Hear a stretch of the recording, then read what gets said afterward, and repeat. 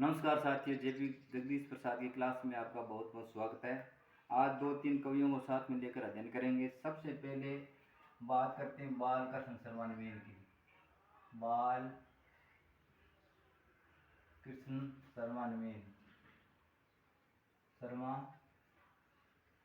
नवीन बालकृष्ण शर्मा नवीन ने कुमकुम, अपलक, कवासी जैसी रचनाओं के रचनाकार रहे हैं। कुमकुम,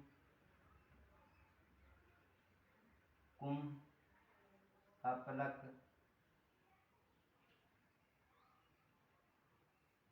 कवासी, शाकी जैसी रचनाओं के रचनाकार रहे हैं। कुमकुम, कवासी, अपलक, शाकी और कवासी, शाकी जैसी रचनाओं के रचनाकार रहे हैं। ये प्रभा पत्रिका के भी संपादक रहे हैं और इनके साथ साथ में ये प्रताप पत्रिका के भी विद्यार्थी जी के साथ में सहायक संपादक के पद पर काम किया है।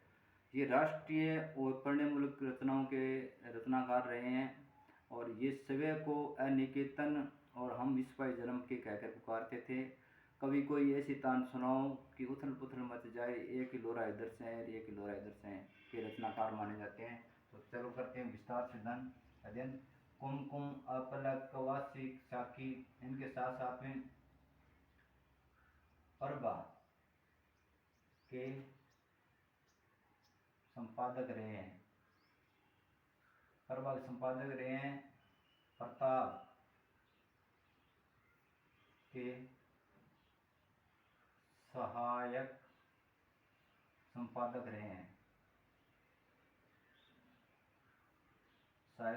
रहे हैं। ये इनकी रचनाएं थी। आगे अपन बात करते हैं सुभद्रा कुमारी चौहान के बारे में, जो राष्ट्रीय चेतना की और सांस्कृतिक वात्सल्य की कवित्री मानी जाती है। सुभद्रा कुमारी चौहान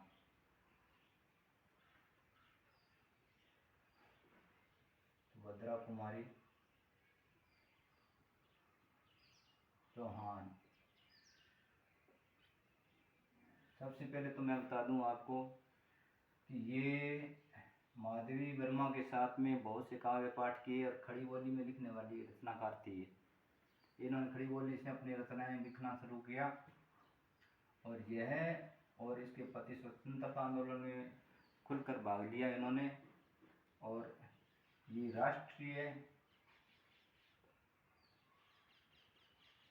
चेतना व वात्सल्य की कवित्री है। वात्सल्य की कवित्री है। इनकी नीम कविता बहुत प्रसिद्ध हुई है। नीम, एक तो नीम कविता, दूसरी झांसी की रानी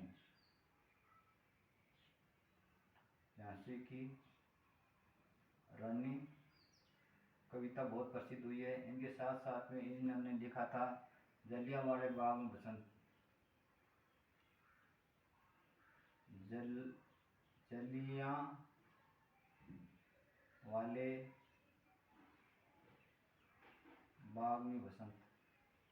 बाग में बसंत और इसकी रचना झंडे की इज्जत करो, झंडे की इज्जत करो, नीम कविता, झांसी की रानी कविता, जलियांवाले बाग में बसंत, झंडे की इज्जत करो। और इसके साथ साथ में इन्होंने स्वदेश के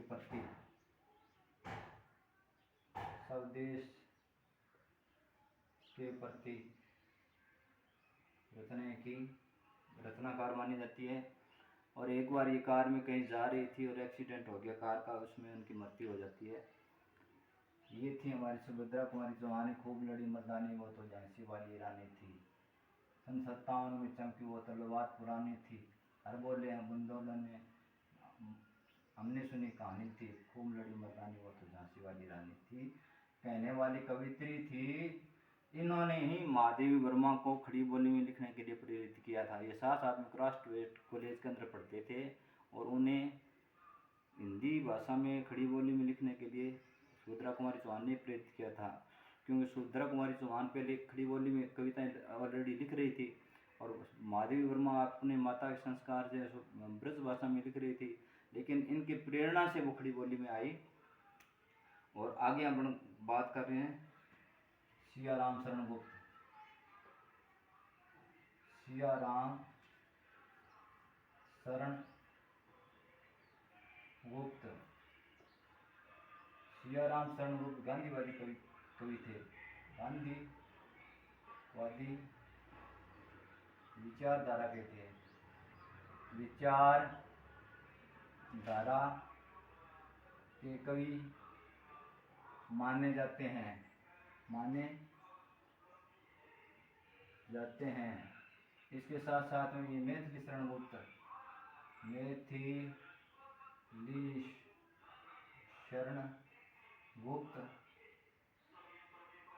मैथिली शरण गुप्त के छोटे भाई थे और सियाराम शरण गुप्त गांधीवादी विचारधारा के थे और राष्ट्रीय चेतना के कवि माने जाते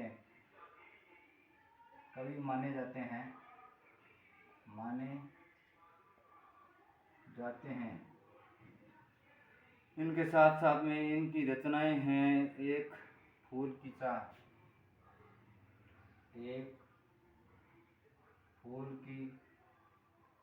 इनकी रचनाओं में एक तो इनकी एक फूल की चाह, अनाथ दुर्वादल,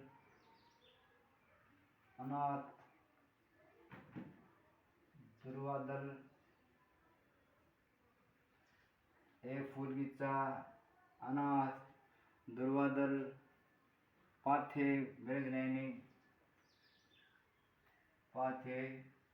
और मृगनयनी जैसी इनकी रचनाएं थी।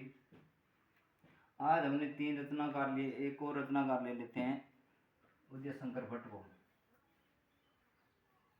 एक रचनाकार और ले लेते हैं उदय शंकर भट्ट के बारे में तो आप जानती हो, बहुत बड़े साहित्यकार रहे हैं।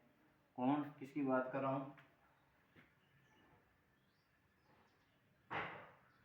उदय शंकर भट्ट।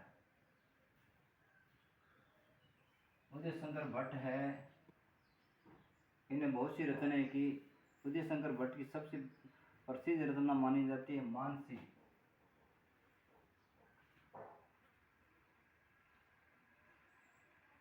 इसकी रचनाओं में मानसी है, कुणाल मानसी है, अमृत और विष है।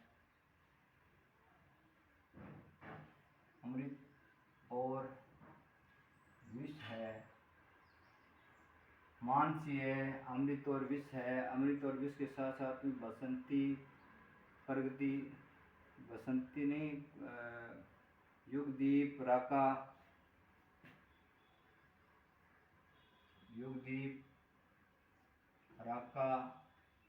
जैसी रचनाएं भी उदय शंकर भट्ट की रचनाएं हैं। इनकी प्रसिद्ध रचना ये है अमृत और विष। ये पढ़ने लायक है। जब भी आपको समय मिले तो एक तो इसकी मानसी, अमृत और विष और राका, ये 3 रचनाएं आप जरूर पढ़ना। आज की क्लास इतनी। जगदीश प्रसाद को इजाजत दीजिए। धन्यवाद।